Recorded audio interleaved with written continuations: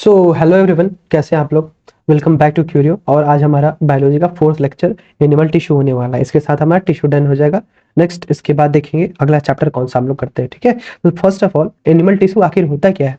तो कहता क्या है कि एनिमल टिश्यू है ना, एक ग्रुप ऑफ सेल्स होता है जो कि सिमिलर ओरिजिन से बिलोंग करते हैं। मतलब एक फैक्ट्री से बिलोंग करेंगे, एक जीन से बिलोंग करेंगे, एक फंक्शन होगा उनका, वो साथ में काम करेंगे और पूरा बॉडी स्ट्रक्चर बनाएंगे। वही कहता है group of cells sharing similar origin and function forming the building blocks of animal body. Animal body बनाने का काम करते हैं। ठीक है, इनको कितने टाइप में बांटते हैं, तो इनको हम लोग जनरली 4 टाइप में बांट देते हैं। ठीक है, पहला हमारा ये एपिथेलियल, दूसरा नर्वस, देन तीसरा नर्वस के बाद कनेक्टिव, और चौथा जो हमारा टिश्यू है वो हमारा टिश्यू हो जाता है मस्क्यूलर टिश्यू। सॉरी, मस्क्यूलर की बात कर रहा हूं मैं, नर्वस टिश्यू। नर्वस शायद से नर्वस टिश्यू नहीं है, वो मैं बता दूं, चौथा नर्वस टिश्यू होता है। ठीक है, तो जो हमने, हाँ ये रहा नर्वस टिश्यू। ठीक है, चलिए तो एनिमल टिश्यू एपिथेलियल पे आते हैं। सबसे पहले एपिथेलियल जनरली आखिर होता क्या है एपिथेलियल टिश्यू। तो सिंपल सी बात है, एपिथेलियल टिश्यू वो टिश्यू होता है जो लगभग पूरे बॉडी में अवेलेबल होता है। और इसका काम क्या होता है, तो प्रोटेक्शन प्रोवाइड करना हमें। ठीक है, और उसके बाद क्या करता है, तो कैसे प्रोटेक्शन प्रोवाइड करता है, तो इंजरी से हो सकता है, किसी डैमेज से हो सकता है, हमें प्रोटेक्शन देने का काम करता है। तो वही फिर कहता क्या है कि इनके बीच कोई इंटरसेलुलर स्पेस नहीं होता है, यानी ये इतने टाइट पैक होते हैं कि इनके बीच कोई न्यूक्लियर स्पेस ही नहीं होगा, इंटरसेलुलर स्पेस ही नहीं होगा। ये उसके बाद क्या करता है, तो इसके अंदर प्रोमिनेंट न्यूक्लियस होता है, और इनका साइटोप्लाज्म कैसा होता है, तो डेंस होता है। डेंस साइटोप्लाज्म मतलब साइटोप्लाज्म बहुत ज्यादा गाढ़ा होता है। और उसके बाद हम लोग क्या करते हैं, तो इपिथेलियल टिश्यू को हम लोग 2 पार्ट में बांटते हैं, तो एक सिंपल और दूसरा कंपाउंड इपिथेलियल टिश्यू।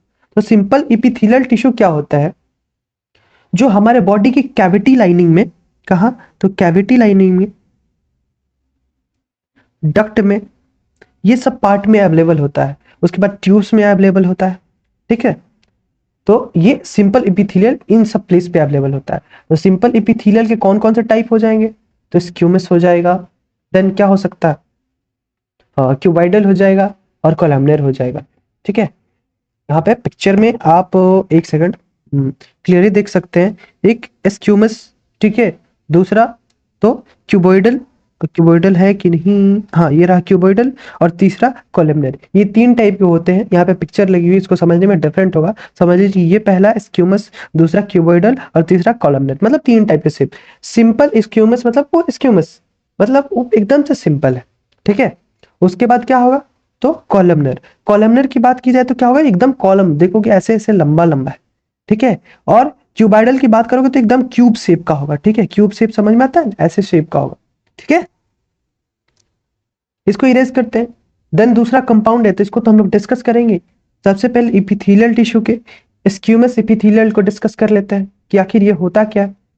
ठीक है, तो स्क्यूमस इपिथेलियल टिश्यू उस टाइप के टिश्यू होते हैं जो कि फ्लैट होते हैं और थिन सेल के होते हैं, जो कहाँ कहाँ मिलते हैं, तो एल्वियोली में, ट्रैकिया में, और बकल कैविटी में। इसके अलावा और कहाँ मिल सकते हैं, तो ब्लड वेसल्स में मिल सकते हैं। और इनका काम क्या होगा, इनका स्ट्रक्चर क्या होगा, तो एक तो सिंपल सी बात है, इररेगुलर शेप के होते हैं, इनका कोई शेप ही नहीं होता है जनरली। ठीक है, अब ये स्क्यूमस इपिथेलियल है ना, तो इसको हम लोग 2 पार्ट में बांट देते हैं। ठीक है, एक सिंपल, यहाँ पे देखोगे ये सिंपल था, और दूसरा स्ट्रेटिफाइड था। सिंपल में एक लेयर होता है, और स्ट्रेटिफाइड में एक से ज्यादा लेयर होता है। स्ट्रेटिफाइड मतलब स्ट्राटा बन गया, एक से ज्यादा लेयर बन गया। तो सिंपल इपिथेलियल जो होता है, स्क्यूमस इपिथेलियल, वो क्या होता है, वो माउथ और ऑसिफेगस में होता है। और ऑसिफेगस कहाँ होता है, तो ऑसिफेगस मतलब फूड पाइप में होता है, फूड पाइप में होगा। ठीक है, सॉरी, फूड पाइप में होगा। और उसके बाद की जाए इसका काम क्या होता है, तो ठीक है, तो ये अभी प्रोटेक्शन देने का काम करेंगे। इपिथेलियल का काम ही है प्रोटेक्शन देना। और दूसरी बात की जाए तो स्ट्रेटिफाइड की हम लोग बात करेंगे। पेन का कलर डिफरेंट कर लो, हाँ। देन स्ट्रेटिफाइड की बात करेंगे, तो स्ट्रेटिफाइड जो होता है वो कहाँ होता है, तो हमारे स्किन में मिलता है। ठीक है, और इसका काम क्या होता है, तो इसका भी काम प्रोटेक्शन देना है। स्किन क्या करती है, प्रोटेक्शन देने का काम करती है। और ये कैसी होती है, तो ये लेयर बाई लेयर होती है। ठीक है, इनमें लेयर नहीं होता है, सिंपल में कोई लेयर नहीं होगा, लेकिन स्ट्रेटिफाइड में लेयर होगा। ठीक है, आफ्टर दैट यहाँ पे हमें क्या पढ़ना है, क्यूबोइडल एपिथेलियल टिश्यू पढ़ना है। इनका क्या काम होता है, ये कहाँ अवेलेबल होता है, इनके बारे में जान लेते हैं। तो जो क्यूबोइडल एपिथेलियल होता है ये सैलिवरी ग्लैंड में जहां से सलाइवा निकलता है, हमारा स्वेट ग्लैंड पसीना जहां से निकलता है उसमें होता है, थायराइड ग्लैंड में होता है, किडनी के लाइनिंग्स में होता है, किडनी ट्यूब्यूल्स के लाइनिंग में होता है। इनका स्ट्रक्चर क्या क्या होता है, तो स्ट्रक्चर कैसा होगा इनका, तो ये तो पिलर लाइक होंगे, ऐसे ऐसे पिलर लाइक होंगे, ठीक है। उसके बाद कैसे होंगे, लंबे लंबे होंगे और वाइड वाइड, मतलब काफी वाइड होंगे ये लोग, ठीक है। इनका न्यूक्लियाई जो है वो कहाँ पे रहता है, बेस में रहता है, और इनका न्यूक्लियाई यहाँ बेस में ऐसे इनके साथ लगा हुआ होगा। पीछे वाला पिक्चर में आप लोग ये चीज देख सकते हैं, ठीक है, न्यूक्लियाई बेस में लगा हुआ, ठीक है। अब कॉलमनर, सिंपल कॉलमनर यहाँ पे टाइप देखने के लिए मेरे स्ट्रेटिफाइड कॉलमनर जो स्ट्राटा में फिर से फॉर्मेशन हो जाएगा, ठीक है। आफ्टर दैट एक चीज हमको देखने के लिए मिलता है, यहाँ पे देखोगे है कि नहीं है, इनके ऊपर एक पार्ट लगा हुआ है सीलिया। तो सीलिया जनरली क्या होता है, ये सीलिया इन्हीं से फॉर्मेशन होता है सीलिएटेड एपिथेलियल टिश्यू का। लास्ट टाइम हमने सीलिया डिस्कस किया था, तो सीलिया सेल चैप्टर में डिस्कस किया था, वो क्या काम करता है, तो मूवमेंट कराने का काम करता है। तो ये ऐसा ही कुछ काम करेगा। तो ये क्या होता है, तो ये जो सीलिएटेड एपिथेलियल टिश्यू होता है ना, ये सीलिया जिसमें लगा हो तो सीलिएटेड एपिथेलियल टिश्यू हो जाएगा। इनका काम क्या होता है, तो इनका काम होता है कि मूवमेंट, म्यूकस के मूवमेंट को, यूरिन के मूवमेंट को, इन सब के, चाहे हार्ट बीट के रिदम को कंट्रोल करना इनका काम होता है। अक्रेंस की बात की जाए, ये कहाँ कहाँ अवेलेबल हो सकते हैं, तो रेस्पिरेटरी ट्रैक्ट में अवेलेबल होते हैं, यूरिनरी ट्यूब्यूल्स चाहे किडनी में अवेलेबल हो सकते हैं, ठीक है। स्ट्रक्चर कैसा होगा, तो क्यूबॉइडल हो सकता है, कॉलमनर हो सकता है, और इनके ऊपर हेयर लाइक प्रोजेक्शंस ऐसे लगे हुए रहते हैं, ठीक है। आफ्टर दैट यहाँ पे क्यूबोइडल तो डिस्कस कर लिए, ये कहाँ प्रेजेंट रहेगा, तो सैलिवरी ग्लैंड में और किडनी ट्यूब्यूल्स में। क्या काम होगा, तो सेक्रेशन करना, एब्जॉर्प्शन करना, किसी चीज को अब्जॉर्ब करने का काम करना, चाहे किसी चीज को सिक्रेट करने का काम करना। उसके बाद क्या है, तो उसके बाद हमारा कोलमनर था। कोलमनर कहाँ पे मिलता है, तो स्टोमक में मिलता है, और स्मॉल इंटेस्टाइन में हमको देखने के लिए मिल जाता है, कॉलम शेप का होता है। देन आफ्टर दैट क्या है, तो हमें डिस्कस क्या करना है, तो नर्वस टिश्यू डिस्कस करना है, ठीक है। तो आते हैं इस पे,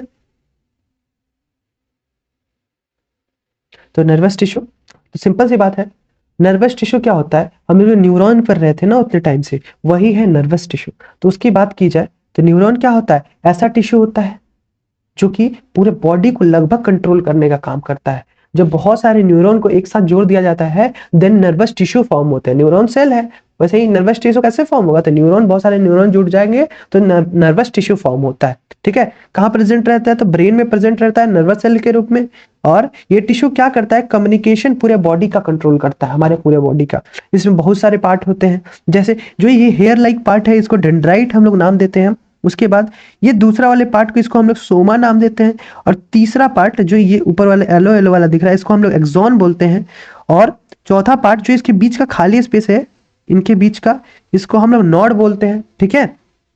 आफ्टर डेट जो पांचवा पार्ट देख लीजिए, ये जो इनका पैर दिख रहा है उसको हम लोग एक्सॉन टर्मिनल बोलते हैं। इसी से दूसरा क्या कहते हैं, न्यूरॉन जुड़ता है। उसके बाद स्वान सेल होता है 6 नंबर प्लेस पे, जो कि येलो वाले पार्ट पे लगा हुआ है। येलो वाला पार्ट हमारा कौन सा था, तो एक्सॉन के ऊपर जो लगा है, तो उसको स्वान सेल बोलते हैं। और 7th वाला पार्ट वो माइलिन सेल कहलाता है। और 8 नंबर ये तो न्यूक्लियस ही है, ठीक है। इतनी सारी चीजें हो गई इनके बारे में, तो इनके बारे में डिस्कस कर लेते हैं। और ये क्या क्या करते हैं, तो ये कहाँ कहाँ मिलेंगे, तो पहली बात तो हमने लिख दिया कि ये ब्रेन में मिलेंगे, ठीक है। ब्रेन के अलावा कहाँ मिल सकते हैं, स्पाइनल कोड में मिल सकते हैं,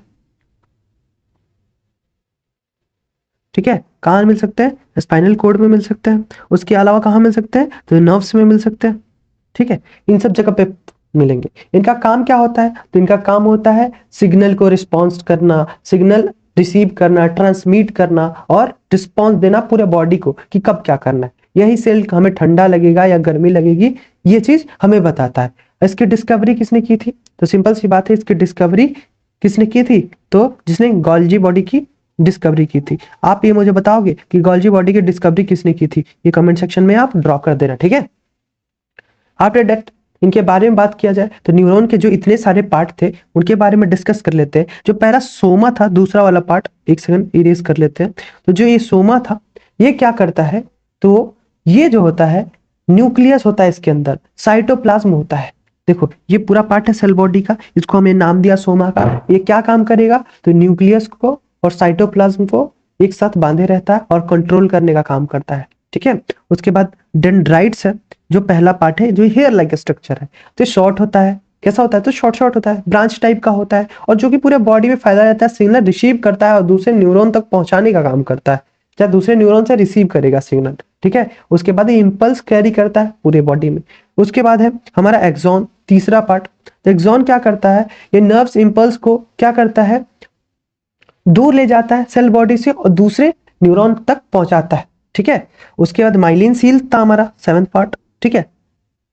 वो क्या करता है? एक फैटी लेयर होता है जो कि कवर होता है एक्सॉन के ऊपर, सॉरी मैंने ये गलत बताया था, येलो वाला पार्ट। तो इसको हम लोग क्या नाम दिए? तो माइलिन सील। ये क्या काम करेगा? तो ये करता है, एक फैटी होता है, लेयर होता है, और एक्सॉन के ऊपर इंसुलेटेड रहता है और सिग्नल को स्पीड अप करने में हेल्प करता है। उसके बाद है स्वान सेल। स्वान सेल छठा नंबर पॉइंट, छठा नंबर। वो क्या होता है? वो ग्लेशियल सेल होता है जो माइलिन सील्स के ऊपर होता है, ठीक है। उसके बाद एक्सॉन टर्मिनल है, इसको सिनेप्टिक नॉब भी बोलते हैं हम लोग। ये ब्रांच के एंड में लगा हुआ रहता है। क्या? तो किसकी बात कर रहे हैं हम लोग? तो सिनेप्टिक नॉब चाहे एक्सॉन टर्मिनल की बात कर रहे हैं, इनकी बात कर रहे हैं। तो ये लास्ट में लगा हुआ रहता है और ये क्या कहता है? तो ये भी ट्रांसमिशन करने का काम करता है नेक्स्ट न्यूरॉन के पास। ये वाला पार्ट रिसीव करेगा, ये वाला पार्ट नीचे ट्रांसमिट करेगा। आफ्टर दैट और बात की जाए तो आगे आते हैं कनेक्टिव टिश्यू। तो कनेक्टिव टिश्यू तो जनरली 3 टाइप के हो सकते हैं। एडिपोज हो सकता है, बोन में हो सकता है, ब्लड में हो सकता है, इन्हीं सब जगह पे हो सकते हैं। तो कहता है कि most common type of tissue present in many organs, ये 3 टाइप के होते हैं। तो पहला adipose tissue, that type of tissue जो कि अपने साथ फैट कैरी करते हैं, उनको हम लोग बोलते हैं एडिपोज टिश्यू। जैसे ऊंट के हम्प में, ठीक है, हम्प में क्या अवेलेबल रहता है? ये आप इसका भी आंसर कमेंट में बताइएगा मुझे, ठीक है। तो एडिपोज टिश्यू जो होता है वो लूज कनेक्टिव टिश्यू प्रेजेंट होता है, किसके? स्किन के अंदर में, जो कि फैट स्टोर करने के काम में आता है। जैसे हमारी फैट बढ़ जाती है, स्किन काफी लूज होती है, पेट वाली स्किन, ठीक है, बेली वाली, जो कि क्या करती है कि वो फूल जाती है खाना खाने के बाद, यानी वो भी फैट चाहे निकल जाता है, चर्बी जिसकी बात करते हैं। ब्लड की बात करते हैं तो ब्लड भी कनेक्टिव टिश्यू है, जिसमें लगभग 55% प्लाज्मा होता है और 45% ब्लड सेल्स होते हैं, ठीक है। ये भी क्या है? तो कनेक्टिव टिश्यू है। इसके स्टडी को हम लोग नाम देते हैं हिमेटोलॉजी, ठीक है। देन आफ्टर दैट बोन है, ठीक है। बोन क्या होता है? एक हार्ड कनेक्टिव टिश्यू होता है जो बॉडी को एक स्ट्रक्चर, एक फ्रेमवर्क मिला के रखता है। और ये क्या करता है? इसके अंदर कैल्शियम होता है, और उस बोन के अंदर, जो बोन होता है वो जनरली कैल्शियम का बना होता है, और बोन मैरो उसके अंदर एक फ्लूइड टाइप का एक मटेरियल होता है, फ्लूइड तो नहीं बोलो, उसको हम लोग बोन मैरो बोलते हैं, ठीक है, जो कि ब्लड के फॉर्मेशन में हेल्प करता है। स्टडी ऑफ बोन को हम लोग ऑर्थोलॉजी बोलते हैं। इसीलिए जो डॉक्टर होते हैं ब्लड के, मतलब सॉरी बोन के डॉक्टर, बोन स्पेशलिस्ट, हड्डी रोग विशेषज्ञ, उनको हम लोग ऑर्थोलॉजिस्ट नाम देते हैं। आफ्टर दैट यहाँ पे कार्टिलेज है, टेंडन, लिगामेंट। ये जनरली क्या होता है, जो कि बहुत इंपॉर्टेंट चीज है हमारे लिए, कि कार्टिलेज क्या है, लिगामेंट क्या है, ठीक है, टेंडन क्या है, ठीक है। तो कार्टिलेज की बात की जाए तो कहता है कि cartilage contains more space between cell and does not have blood vessel. इनके अंदर कोई ब्लड वेसल होता ही नहीं है, ठीक है।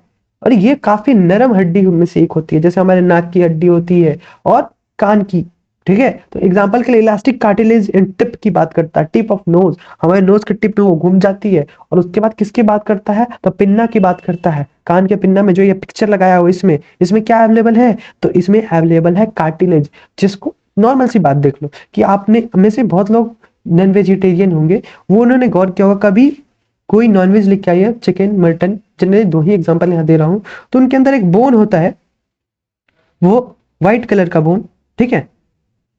उस व्हाइट कलर के बोन को जब देखोगे ना, तो वो हम लोग चबा जाते हैं, ठीक है। वो हार्ड नहीं होता, वो काफी सॉफ्टी सॉफ्टी बोन होता है। दैट बोन इज कार्टिलेज, उसी बोन को हम लोग नाम देते हैं कार्टिलेज का। उसके बाद आता है टेंडन। टेंडन क्या होता है? वो टिश्यू होता है जो कि बोन को मसल से कनेक्ट करता है, ठीक है। वो टिश्यू जो बोन को मसल से कनेक्ट करे, that is called tendon. Then ligament क्या होगा? Ligament that type of tissue, that type of tissue जो बोन को बोन से कनेक्ट करता है, that is called ligament. After that यहाँ पे एरियोलर टिश्यू है। एरियोलर से क्या समझ में आ रहा है? इसमें एरिया अवेलेबल है, देख रहे हो इनके बीच काफी एरिया छोड़ा गया है, तो इसी समझ लो कि areolar tissue that type of tissue which contains air, ठीक है। इनका बात होता है, तो फंक्शंस की बात की जाए, ये कैसे काम करते हैं, तो फिल स्पेस बिटवीन ऑर्गन, इनके बीच में फिल स्पेस होता है, ये हेल्प करते हैं इंटरनल ऑर्गन को, टिश्यू को रिपेयर करने में हेल्प करते हैं। इनका लोकेशन कहाँ होता है, कौन कौन से बॉडी के पार्ट में अवेलेबल होते हैं, तो ये स्किन और मसल में अवेलेबल होते हैं। ब्लड वेसल्स और नर्व्स में भी अवेलेबल होते हैं, बोन मैरो में भी अवेलेबल होते हैं। तो इरेगुलर टिश्यू कहाँ कहाँ अवेलेबल होगा, तो बोन मैरो में, स्किन में, मसल में और ब्लड वेसल्स में, नर्व्स में, ठीक है। आफ्टर दैट मस्क्यूलर टिश्यू, तो muscular tissue, generally muscular tissue की बात की जाए तो मस्क्यूलर टिश्यू 3 टाइप के होते हैं, ठीक है। मस्क्यूलर टिश्यू 3 टाइप के होते हैं, लेकिन उसके पहले तो जान ले मस्क्यूलर टिश्यू होता क्या है। वो टिश्यू, सिंपल सी बात, जो कंपोज होती है, बनी होती है मसल सेल की, चाहे मसल फाइबर की, ठीक है, ठीक है। उन टिश्यू को हम लोग नाम देते हैं मस्क्यूलर टिश्यू। ये जनरली कैसे होते हैं, तो ये काफी लार्ज, काफी बड़े बड़े होते हैं, ठीक है। और कैसे होते हैं, इलोंगेटेड हो सकते हैं, ठीक है। काम क्या होता है, तो बॉडी को कॉन्ट्रैक्शन करना एंड रिलैक्स करना, ये इनका काम होता है, ठीक है। चाहे बॉडी के मूवमेंट में हेल्प कर सकते हैं। जनरली ये 3 टाइप के होते हैं, स्केलेटन, स्मूथ एंड कार्डिक। तो सिंपल सी बात की जाए स्केलेटन की, तो स्केलेटन टिश्यू जो होता है स्केलेटल पार्ट में बॉडी के अवेलेबल होता है। जो स्केलेटल पार्ट जो हम लोग देखते हैं ना, बॉडी का पूरा स्ट्रक्चर उसमें अवेलेबल होता है, हड्डियों वाले पार्ट में, ठीक है। उसके बाद कहता है मसल फाइबर कैसे होंगे, तो इनके भी इनलोंगेटेड होंगे, और इनके कैसे होते हैं, सिलिंड्रिकल होते हैं, सिलिंड्रिकल शेप में। लगा हुआ है कि नहीं पिक्चर, हाँ यहाँ लगा हुआ। स्केलेटन के देखेंगे सिलिंड्रिकल शेप में होते हैं, मल्टी न्यूक्लिएटेड होते हैं, इनमें बहुत सारे न्यूक्लियस होते हैं, यहाँ यहाँ यहाँ चारों साइड न्यूक्लियस देखने के लिए मिल रहा है। वोलेंट्री होते हैं, उसके बाद अनब्रांच होते हैं, ठीक है। इनका कोई ब्रांच ही नहीं होता है, ये दूसरे से लिंक ही नहीं रखते हैं, ठीक है। और अटैच होते हैं किससे, स्केलेटन से, लाइट और डार्क बैंड के रूप में, ठीक है। लाइट बैंड और डार्क बैंड, ये देखोगे जूम करके तो ये देखोगे ऐसे बना हुआ है, लाइट बैंड डार्क बैंड, फिर ये लाइट बैंड आएगा, फिर डार्क बैंड आएगा, ऐसे करके इसको, एक सेकेंड रुक जाइए, जूम पॉसिबल है कि नहीं, जूम, ठीक है। आपको ये पार्ट जूम करके ये देखिएगा, ये लाइट बैंड, ये रेड वाला dark band, light band dark band, light band dark band, यही है हमारा क्या, तो लाइट बैंड और डार्क बैंड, ठीक है। आफ्टर दैट जो हमारे स्मूथ मसल है, ठीक है। तो स्मूथ मसल की बात की जाए तो स्मूथ मसल इनवॉलेंट्री होते हैं, यूनिन्यूक्लिएटेड होते हैं, स्पिंडल शेप के होते हैं। देखो स्पिंडल शेप, यही है स्पिंडल शेप, ठीक है, स्मूथ मसल। और कहाँ, तो हमारे आईब्रो में अवेलेबल होते हैं, यूट्रस में होते हैं, ट्रैकिया में होते हैं। इनमें कोई लाइट या डार्क बैंड नहीं होता है। इनमें देखोगे क्या कोई लाइट और डार्क बैंड दिख रहा है, जी नहीं, ठीक है। आफ्टर दैट तीसरा है कार्डियक मसल। क्या होते हैं, ब्रांच होते हैं, यूनिन्यूक्लिएटेड होते हैं, इनवॉलेंट्री होते हैं, सिलिंड्रिकल शेप के होंगे और हार्ट मसल में प्रेजेंट रहेंगे। लाइट और डार्क बैंड ये नहीं होंगे। अब सिंपल सी बात है, वॉलेंट्री मसल क्या होता है और इनवॉलेंट्री, कुछ टाइम से हम बता रहे हैं, फिर से अगेन पहले भी बता चुके हैं, अभी बता देते हैं कि जो वॉलेंट्री होते हैं उनको काम करने के लिए हमारी जरूरत पड़ती है, और इनवॉलेंट्री हमारे विदाउट हेल्प के वर्क करते हैं, ठीक है। जैसे हमारे आईब्रो, इनमें हमारी जरूरत है, हमारी मर्जी से चलते हैं, नहीं, इनको अपनी मर्जी से चलना है। वैसे ही कार्डियक मसल होते हैं, हार्ट बीट क्या हम चाहे तो रोक सकते हैं, नहीं, वही सेम चीज है, ठीक है। उसके बाद स्केलेटन मसल की बात करते हैं। स्केलेटन मसल क्या होता है, वॉलेंट्री होते हैं, ठीक है। ये स्मूथ मसल, ये डिफरेंस है, ठीक है। और स्मूथ इनवॉलेंट्री होगा, ये एक मल्टी न्यूक्लिएटेड, दूसरा यूनिन्यूक्लिएटेड। उसके बाद सिलिंड्रिकल होगा, अनब्रांच होगा, ये स्पिंडल शेप का होगा। ये लाइट और डार्क बैंड होगा, इसमें कोई बैंड ही नहीं होगा, ये बोन से टच होता है, ये इंटरनल ऑर्गन में होता है। आफ्टर दैट यहाँ पे समरी है कि हमने 4 टाइप के मेन टिश्यू पढ़े, epithelial, nervous, connective and muscular tissue, ठीक है, जो एनिमल बॉडी में होते हैं। हर टिश्यू का अलग अलग काम होता है, ठीक है, और सब एक यूनिक स्पेसिफिक रोल के लिए बने होते हैं, जो कि बॉडी का फॉर्मेशन करते हैं। उसके बाद इंटरकनेक्टेड सिस्टम इनका क्या बोलता है कि टिश्यू वर्क टुगेदर, मतलब टिश्यू का डेफिनेशन कहता है to form a structure like tendon, ligament, body vessel and maintain body function, यानी बॉडी फंक्शन को कंट्रोल रखने में ये मदद करता है, ठीक है। ये सब चीज आज पर है। आई होप आपको मजा आया होगा, और यहाँ पे हमारा लेक्चर होता है एंड। तब तक के लिए बाय बाय, और मिलते हैं नेक्स्ट लेक्चर में।